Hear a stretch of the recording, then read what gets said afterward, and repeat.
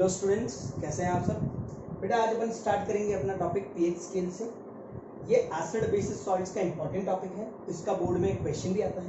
तो बेटा pH scale होता क्या है, यहाँ पे मैंने स्मॉल लेटर में पी लिखा है, कैपिटल लेटर में एच लिखा है। ठीक है, कैपिटल लेटर में एच लिखने का कारण है कि H plus ion, hydrogen ion की कंसेंट्रेशन। ठीक है, और पी का मतलब क्या होता है, पी बेटा एक जर्मन वर्ड से डिराइव किया है जिसका मतलब होता है पोटेंस। ठीक है, पोटेंस का मतलब क्या होता है, अपना पोटेंशियल यानी पावर, यानी पावर ऑफ हाइड्रोजन आयंस को अपन क्या बोलते हैं, pH scale. Power of hydrogen ion या power of H plus ion is known as pH scale. अब ये कौन साइंटिस्ट था जिसने ये डिराइव किया, तो बेटा सोरेनसन नाम का एक साइंटिस्ट था, सोरेनसन। ठीक है, उसने पीएच स्केल का पूरा डिस्क्रिप्शन या डिस्क्राइब एक्सप्लेन पूरा किसने किया था, सोरेनसन ने। ठीक है बेटा, अब मैं बता देता हूँ आपको पीएच स्केल में आपको पढ़ना कैसे है कि पीएच स्केल अपन को क्या हेल्प करेगी। तो पीएच स्केल बेटा अपन को ये बताएगी कि आप कोई भी चीज ले रहे हैं वो स्ट्रॉन्ग एसिड है या वीक एसिड है, स्ट्रॉन्ग बेस है या वीक बेस है, या कोई भी सॉल्ट। जैसे इस चैप्टर का नाम है एसिड बेसिस एंड सॉल्ट्स, तो सॉल्ट्स तीन तरह की होती है बेटा, एसिडिक, बेसिक और न्यूट्रल। तो वो सॉल्ट्स का पीएच भी किससे निकलेगा, इस पीएच स्केल से। क्लियर। अब पीएच स्केल आगे टॉपिक में अपन पढ़ते हैं कि पीएच स्केल एक्चुअली होता क्या है, कि डिफाइन क्या है। अगर मैं पीएच स्केल की डिफाइन लिखना चाहूँ तो होती क्या है, द स्ट्रेंथ ऑफ एसिड और बेस ऑन अ स्केल। ठीक है, एसिड और बेस की स्ट्रेंथ वो भी किस पे, किसी स्केल पे, उसको बोलते हैं अपन बेटा पीएच स्केल। अब पीएच स्केल की वैल्यू होती है 0 से लेकर 14 तक। क्लियर। अब इसमें एसिड की वैल्यू क्या होती है, तो ये आपको बता देता हूँ। एसिड होते हैं लेस देन 7, यानी 0 से लेकर 7 तक। ठीक है, 7 से कम तक है ना, वो सारे क्या होते हैं, एसिड। बेसिस की बात करें मोर देन 7 से जितने भी ज्यादा हैं वो सब किसकी क्वांटिटी में आएंगे, बेस में आएंगे। ठीक है, पीएच अगर आपका 7 से ज्यादा आ रहा है यानी वो आपका बेस है। और न्यूट्रल कंपाउंड जैसे वाटर की बात करते हैं अपन, ठीक है, वाटर, ठीक है, उसका पीएच क्या होता है, 7।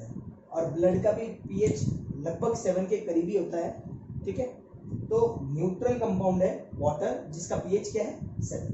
क्लियर। तो पीएच स्केल क्या होती है, एसिड और बेस की स्ट्रेंथ बताती है। स्केल जिस पे अपन को एसिड और बेस की स्ट्रेंथ का पता पड़े उस स्केल को अपन क्या बोलते हैं, पीएच स्केल। अब बेटा पीएच स्केल की वैल्यू 0 से लेकर 14 तक है। ठीक है, लेस देन 7 यानी 7 से कम एसिड होते हैं, 7 से ज्यादा बेस होते हैं, और एग्जैक्ट 7 पे न्यूट्रल कंपाउंड्स होते हैं। क्लियर। अब अपन को ये पढ़ना है कि भाई अगर मैं पीएच स्केल के हिसाब से देखूं तो 7 से कम एसिड और 7 से ज्यादा बेस क्यों। ठीक है, तो उसका भी क्लियर कर देता हूं बेटा। ये जो पीएच स्केल होती है, ठीक है, it is inversely proportional to H plus ion, यानी concentration of H plus ion. ठीक है, अब ये पीएच स्केल जो है बेटा इनवर्सली प्रोपोर्शनल है किसके, H प्लस आयन के। यानी पीएच वैल्यू जब इंक्रीज होगी तो H प्लस की आयन क्या होगी, डिक्रीज। क्लियर। पीएच वैल्यू जब इंक्रीज होगी तो H प्लस आयन की कंसंट्रेशन क्या होगी, डिक्रीज होगी। और पीएच वैल्यू जब डिक्रीज होगी तो H प्लस की आयन कंसंट्रेशन क्या होगी, इंक्रीज। अगर आप देखें, मैंने आपको बताया था एसिड में H प्लस आयंस होते हैं और बेस में क्या होते हैं, OH माइनस। ठीक है, अगर मैं बात करूं H प्लस की कंसंट्रेशन इंक्रीज हो रही है यानी स्ट्रॉन्ग एसिड होगा, यानी जितनी पीएच की वैल्यू कम होगी उतना ही वो स्ट्रॉन्ग एसिड होगा, और जितनी पीएच की वैल्यू ज्यादा होगी वो उतना ही क्या होगा, बेस। क्योंकि पीएच स्केल में H प्लस और OH माइनस बेटा सेम क्वांटिटी में होते हैं, सेम अमाउंट में प्रेजेंट होते हैं। क्लियर। और ये 7 पे एग्जैक्ट सेम होते हैं। 7 से लेस देन जाओगे तो H प्लस ज्यादा होते हैं, OH माइनस कम होते हैं, और 7 से बढ़ोगे तो H प्लस कम होते हैं और OH माइनस क्या हो जाते हैं, ज्यादा हो जाते हैं। क्लियर। तो आपका एसिड और बेस का ये पीएच स्केल समझ में आ गया होगा आपको। ठीक है, नेक्स्ट देखते हैं बेटा। अब पीएच स्केल के बाद एक स्केल भी बना देता हूं जिससे आपको क्लियर हो जाएगा कि पीएच स्केल कैसी दिख रही है। ठीक है, और इसका यूनिवर्सल इंडिकेटर टेस्ट भी बताऊंगा मैं। ठीक है बेटा, ये स्केल बना दिए पहले, 0 से लेकर 14 तक मार्क दे दिए, 1 2 3 4 5 6 7 11, 12, 13, 14। क्लियर। अब यहाँ पे अगर अपन बात करें तो बेटा ये दो ऐसे लाइंस बनेगी, ठीक है। इस पे H और OH माइनस सेम क्वांटिटी होती है, क्लियर। बट अगर अपन यहाँ की बात करें तो देखो यहाँ पे OH माइनस की कंसेंट्रेशन क्या हो रही है, इंक्रीज हो रही है, क्लियर। और यहाँ पे H प्लस की कंसेंट्रेशन क्या हो रही है, डिक्रीज हो रही है, ठीक है। H प्लस आयन सबसे ज्यादा होते हैं, ठीक है। या तो ऐसे ले लो, H प्लस यहाँ ऊपर ले लो, ठीक है, और OH माइनस कहाँ ले लो, नीचे।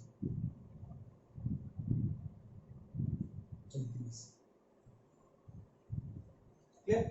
H प्लस आयन की कंसेंट्रेशन जैसे जैसे आप नीचे आते जाओगे डिक्रीज होती जाएगी, क्लियर। और इसकी कंसेंट्रेशन OH माइनस की इंक्रीज होती जाएगी। बट इस पॉइंट पे यानी न्यूट्रल पॉइंट पे इन दोनों की कंसेंट्रेशन क्या होती है, सेम। इंटरसेक्ट कर रहे हैं वहां पे इनकी कंसेंट्रेशन दोनों की क्या रहेगी, सेम, क्लियर। तो आपको ये 7 यहाँ तक तो एसिड गिना जाएगा और यहाँ तक क्या गिना जाएगा, बेस। यानी जितनी वैल्यू कम होगी उतना स्ट्रॉन्ग एसिड होता है और जितनी वैल्यू ज्यादा होगी उतना ही स्ट्रॉन्ग क्या होगा, बेस होगा, क्लियर। नेक्स्ट बेटा अब इनकी क्या है, इनके कुछ क्वेश्चंस आते हैं, एक क्वेश्चन भी देख लेते हैं अपन, ठीक है, ताकि आपका इजीली समझ में आ जाए कि स्ट्रॉन्ग एसिड और स्ट्रॉन्ग बेस क्या है। बेटा आपको 4 सैंपल दे रखे हैं, 4 सैंपल्स दे रखे हैं, ठीक है, A, B, C और D, ठीक है। A का पीएच है बेटा 8, B का पीएच है 11, C का पीएच है 6 और D का पीएच है 3। आप मुझे बताओ कि इनमें strong acid, strong base, weak acid और वीक बेस, ठीक है। अगर मैं स्ट्रॉन्ग एसिड की बात करूं तो मैंने आपको अभी बताया जिसका पीएच सबसे कम होगा वो स्ट्रॉन्ग एसिड होगा।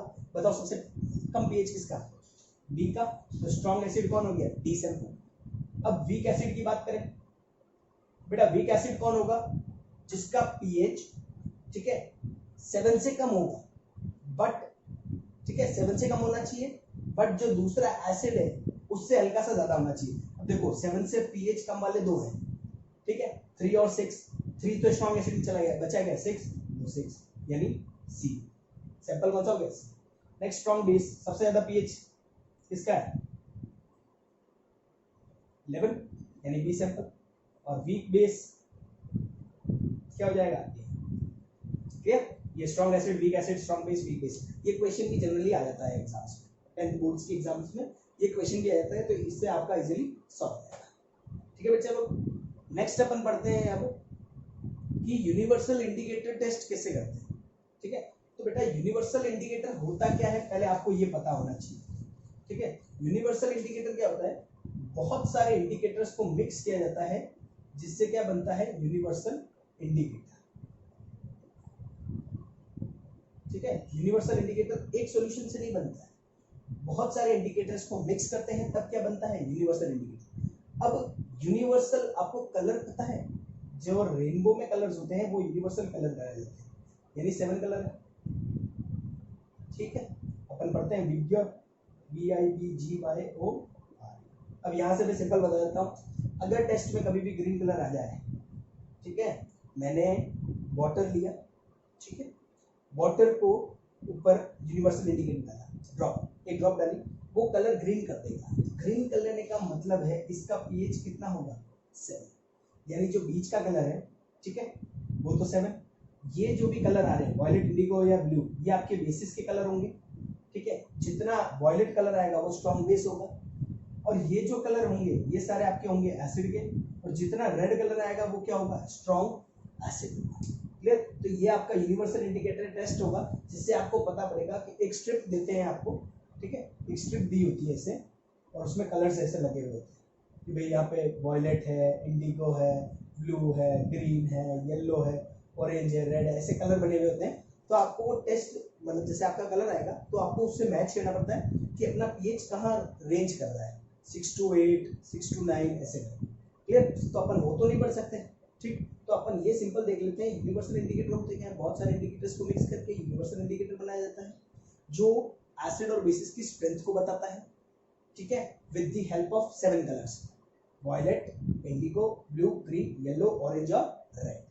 रेड कलर आएगा तो एसिड, वॉयलेट कलर आएगा तो बेस, इंडिगो भी बेस है बट वीक होगा, ब्लू भी बेस है बट वीक होगा, green neutral compound, yellow orange और रेड ये सब एसिड के हैं, रेड स्ट्रॉन्ग एसिड के लिए, येलो ऑरेंज वीक एसिड्स के लिए। क्लियर। नेक्स्ट बेटा इसकी एप्लीकेशंस, सबसे इंपॉर्टेंट पीएच स्केल्स की एप्लीकेशंस। आपको मिनिमम क्वेश्चंस जितने भी बनते हैं, एटलीस्ट जितने भी क्वेश्चन बनेंगे पीएच स्केल के, वो लगभग पीएच स्केल के एप्लीकेशन से बनते हैं। ठीक है, तो बेटा देख लेते हैं एप्लीकेशंस क्या है। मैं एप्लीकेशंस आपको सिंपली बहुत समरी के टाइप में कराऊंगा बेटा, बहुत सिंपल है, आपको समझ में भी आ जाएगी और कोई दिक्कत भी नहीं है। ठीक है, number 1 acidity in our stomach, acidity in stomach. अब जब अपन ज्यादा ओवर ईट कर लेते हैं, ज्यादा खा लेते हैं, तो क्या होता है अपने बॉडी में एसिड का अमाउंट ज्यादा बनता है। ठीक है, तो उसको न्यूट्रलाइज करने के लिए क्या लेना पड़ता है, बेस, बेकिंग सोडा, और ध्यान रखना हमेशा माइल्ड बेस लिए जाते हैं, कभी भी स्ट्रॉन्ग बेस नहीं लेते। ऐसे नहीं NaOH दबा लिया बेटा, आपकी बॉडी उसको एक्सेप्ट ही नहीं कर पाएगी, वो स्ट्रॉन्ग बेस। क्लियर। एसिड को न्यूट्रलाइज करने के लिए एंटासिड यानी वीक बेसिस का यूज करते हैं, माइल्ड बेसिस का जो अपनी बॉडी को हार्म नहीं करे। क्लियर। तो बेकिंग सोडा यूज करते हैं, उससे क्या होगा, इस एसिड की जो क्वांटिटी थी, अमाउंट था, वो न्यूट्रलाइज हो जाएगा, यानी ये वीक हो जाएगा। ठीक है, न्यूट्रल हो जाएगा, जिससे एसिडिटी की दिक्कत ही खत्म। तो एक्सेस एसिड जो रिलीज हो रहा था उसको न्यूट्रलाइज करने के लिए क्या यूज करते हैं, बेस। ये पीएच स्केल की एक एप्लीकेशन है कि भाई एसिड को न्यूट्रलाइज कौन कर सकता है, बेस, और दोनों का पीएच कहाँ आ जाएगा, 7 आ जाएगा। एसिड का अलग है, बेस का अलग है, लेकिन जब दोनों को मिक्स करूंगा तो जो बीच का पीएच बन जाएगा, यानी 7 न्यूट्रल कंपाउंड बनेगा। सेकेंड एप्लीकेशन है बेटा सॉइल, एसिडिक सॉइल। ये क्या होता है, जब एसिड रेन आती है बेटा, ठीक है, तो सॉइल में, ठीक है, एसिड की क्वांटिटी इंक्रीज होती है, जिससे क्या होता है प्लांट्स की ग्रोथ रुक जाती है, बिल्कुल भी ग्रोथ नहीं होगी प्लांट्स की। ठीक है, जब तक सॉइल एसिडिक है तब तक प्लांट्स की ग्रोथ नहीं होती। तो फार्मर्स क्या यूज करते हैं, तो फार्मर्स बेस यूज करते हैं। अब कौन से बेस यूज करते हैं वो में, ठीक है, एक करते हैं बेटा स्लेट लाइम, ठीक है, एक करते हैं चॉक पाउडर। ये दो चीजें यूज करके ये बेसिस में आएगी। ठीक है, इन दो चीजों का यूज करके वो इस एसिड को क्या करते हैं, न्यूट्रलाइज, जिसके कारण वापस प्लांट्स की ग्रोथ क्या हो जाती है, स्टार्ट हो जाती है। क्लियर। नेक्स्ट एप्लीकेशन क्या है बेटा, तो थर्ड एप्लीकेशन जो है वो, चलो आपके लिए सिंपल पढ़ लेते हैं, आंट स्टिंग या बी स्टिंग। ठीक है, और एक होता है नेटल, छोड़ो बी मतलब ना, नेटल ले लो। ठीक है बेटा, आंट, आंट का मतलब चींटी, नेटल एक प्लांट आता है कांटे वाला।